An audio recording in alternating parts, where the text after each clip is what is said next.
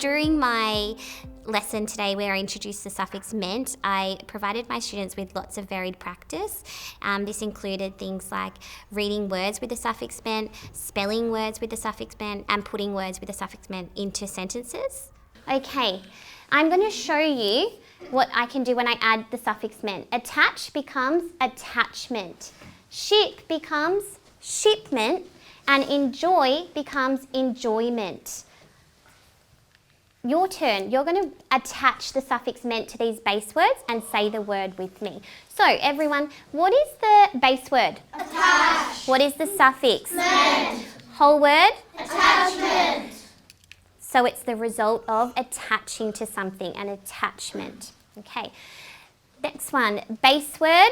Place. Suffix? Ment. Whole word? Placement. Good. I want you to pair share. What does placement mean? What is it the result of? Next one. Suffix. Ment. Whole word. Excellent. Pair share. Put arrangement into a sentence. Off you go. Pair share. I give my students multiple opportunities to consolidate learning by a lot of pair share, a lot of thinking time, a lot of class discussions and written responses to set questions. Let's have a quick recap with the person next to you. We're going to do this. We've got 3 animals to think about. Quick discussion. What was an adaptation of the Arctic fox? Go. Try go from memory, Savannah. What can you remember?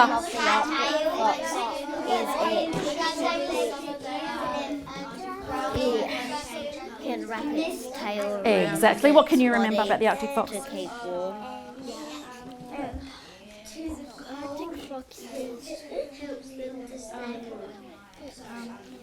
Beautiful. Okay, well done. Finish it. Yep. When it's winter, they are very light, and when it's summer, they're blended into the rocks. Love that. That's fantastic. So in our novel study, there were lots of think, pair, shares, thinking time. There were also lots of turn and talks, which helped with the pace of the lesson and the content as well. But a lot of that is in our pre-planning phase, where I would actually read through the text and I mark in the book exactly where I want to think, pair, share, where I'm going to be asking a question, what type of question I'm going to be asking, whether it's a closed question or if it's more about the author's intent, and making sure that the lesson flowed and the pace was good through that way. What is the Queen actually asking Edmund here? What is the Queen actually asking? When you have figured out, show me that you know. Right, think, pair, share, go.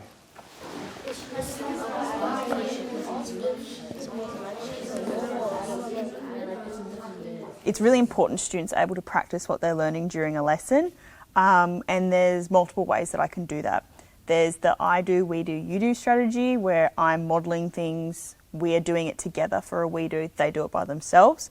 In a case of a declarative knowledge lesson where you're really, the point is for them to learn this information.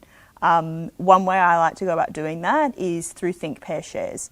I rely on them a lot in my lessons. Students know that there's an expectation they're going to be talking quite a bit in my lessons, because it gives an opportunity to think about their answer first, an opportunity to rehearse that with a peer, which is far safer than just in an open classroom. And then by picking non-volunteers, it is creating that accountability. So they all know they have to engage in that think, pair, share to have an answer.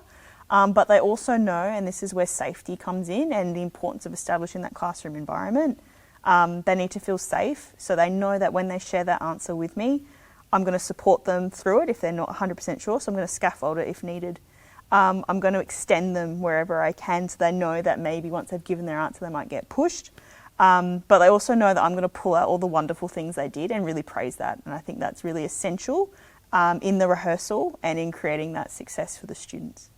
Outline how political instability and corruption causes spatial inequality with your partner. Very briefly, how can that stop someone from experiencing well-being? Have a quick chat. So thinking about if you lived in a country with a corrupt government, how would that impact on your human well-being? What do you think? Yeah, you wouldn't feel safe? So frequently I'll use things like matching terms to definitions, Most students are able to engage in that successfully. It's very easy to correct if they do make an error and for them to then feel success when I return to them. So my first question to you today, please, on your whiteboard, can you match the term with its correct definition, please, Year 10s? Matching the term with its correct definition.